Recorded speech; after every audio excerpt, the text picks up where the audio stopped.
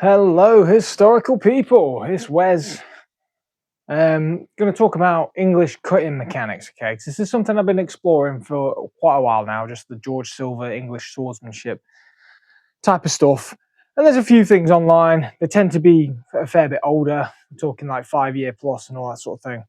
So, kind of just a bit of a brain dump of what I've found so far, what I've been testing, and what I think is kind of the way to go. So cutting mechanics, you'll have heard me talking about it previously, and that is the concept of coming to the place guarded.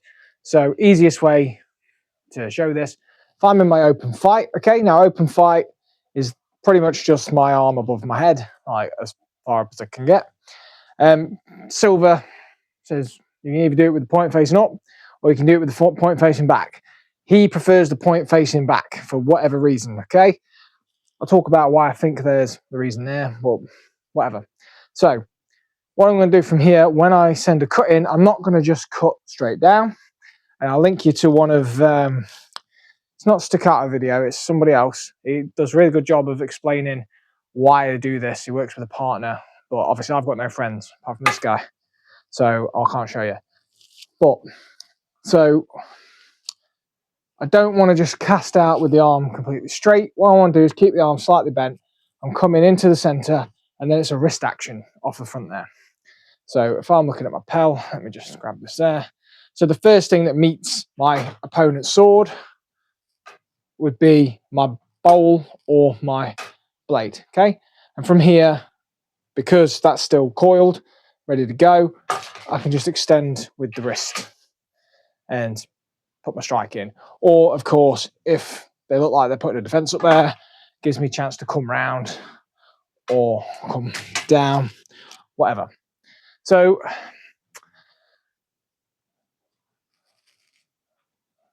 the reason we want to do that is you're almost pre-warding your attack, okay?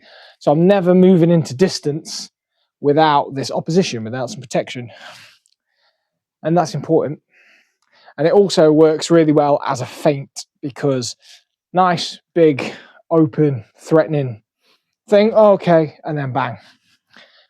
Works really well. The amount of people you actually put off with that is insane. If you look through some of my sparring footage, you probably see me doing shit like this. It's really effective. It's really fun.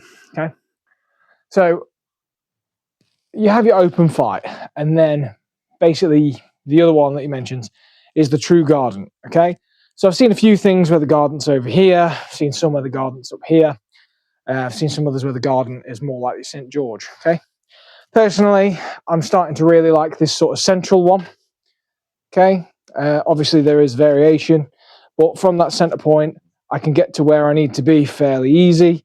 Small rotation as well, and it seems to cast off really well. To get into True Gardant from up here, it's very, very straightforward. I spin that round. So I basically just drop the tip and I'm in. That's if my point is up, okay? So they go to attack, that would come down, and I'm immediately into what we in the Order of the Blade would call a high roller sort of attack, okay? Because my sword is not nice and high, I still got a lot of the strong of my blade high up. Most of the attacks are going to be angles 1 and 2, so they're going to be coming, you know, so from some sort of top diagonal position anyway. So it does defend you really well against a lot of attacks, okay? And gives you something to throw back. So you wouldn't necessarily sit in your Gardant fight or sit in your True Gardant necessarily. You can do, and to be honest, especially with this sort of centralized guard here, you're almost in your open fight anyway, okay? It's almost the same position, just with the tip dropped, maybe the arm slightly bent. So the variation's not much different. You're going to come with the same cutting mechanics anyway, you know. So it's kind of fun. So I was trying to work out why, okay, if that's how we enter True Gardant, and that's where you sort of want to be for your True Gardant, this kind of more centralized position, and that's where I want to be working from, then why does he say have the sword like this? Why does he prefer that? And simply because instead of going down like this, what I can do is just come around my head to there, and it is such a small action. Okay, I'm just supinating. Supinating? Is that supinating or pronating? Fuck knows. I just turn the hand, and it's ridiculously simple, to be honest. Turn that there, and then it's the same deal. That's not particularly strong, but it gets my sword in the way enough that if they do hit it, it's going to cast it out. I'm going to be into my high roller again. So that's kind of what I've been sort of looking at and practicing with. So my fights will look more like this. So I'll be moving around, that'll come, bang, and then I'm coming back into either the Gardant, moving into this, and look how open I just look for the most part. And then actually I've got something, okay? Obviously it talks about other positions. You got your, was it staccato? You got your staccato with the leg forward. I can't remember what they call it, some Italian name. And then you got the mezzo or whatever, and then the high second. I can't remember what they call it. They use the Italian fencing terms, which is just rare. I never remember them. But that's kind of how your fighting would then look. I don't, obviously he has his hand up here as well, so a bit different. But yeah, the other kind of principle that I find quite useful from him is you do see a lot of the instructors online, at least, they'll always keep the hand up here. Now I have the habit of putting my hand down there because I do too much saber.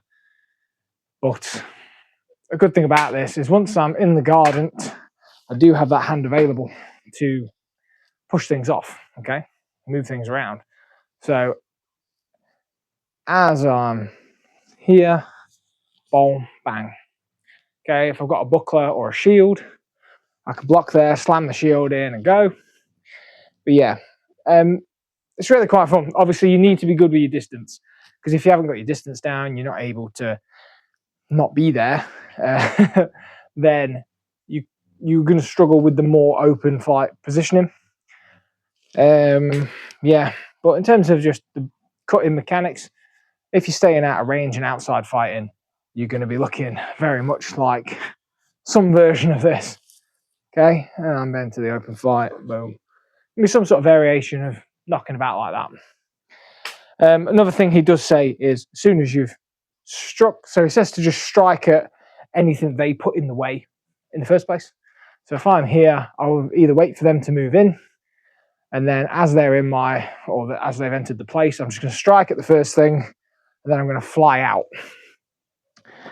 And one thing I will say, and I do mention this a lot, especially when I talk about things with no hand protection, is that you don't want to be keeping your hands out there.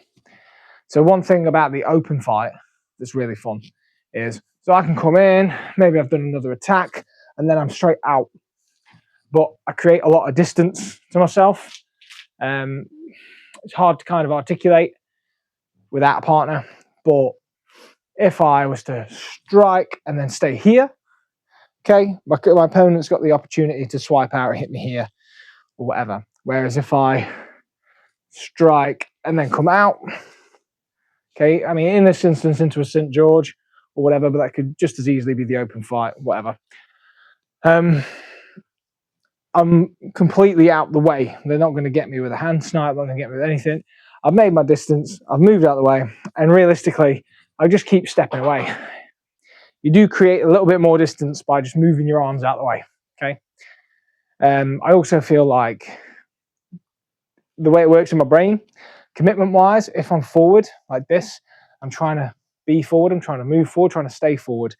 Whereas when I'm up like this, I'm like, oh shit, I've got to rely on my feet.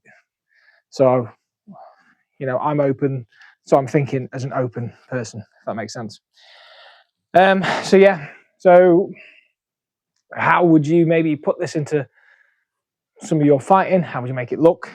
Okay, for instance, and if I'm in like a normal guard, tierce type of thing, and then I'm fighting, I might just come into my open fight, full well knowing that you're either going to try and stop cut me now or whatever. And then when you do, bang, into the True Gardant, into some sort of return strike, and then I want to be out. Okay, so you'd sort of just burst into open fight as a threat. And again, it is quite threatening. And as I say, As soon as I'm out there, that's coming in first, then I'll be striking. So it looks weird, but my strikes will be staged like this, okay? I won't always be striking the same spot either, but I'll be coming to this area and this is where I'm working from. It really does remind me of the Berliner Turnschuler stuff, where you do the bogen, you end up in a Flascherlager, whatever, and then you strike from there because you're already setting up a position, making them go, oh shit, and then striking a different angle. It's a very similar concept to that, I feel. So, I mean, you won't find anything like that about that online either. It's fucking, nobody really talks about it. But yeah, open fight, twist it into True Gardant, strike off there, and then fuck off. It's ultimately the bare bones, from what I can tell, of the sort of silver system. Obviously, that's not taking into account your variable fight, your close fight, or anything like that. We can touch on that. It's kind of fun stuff anyway.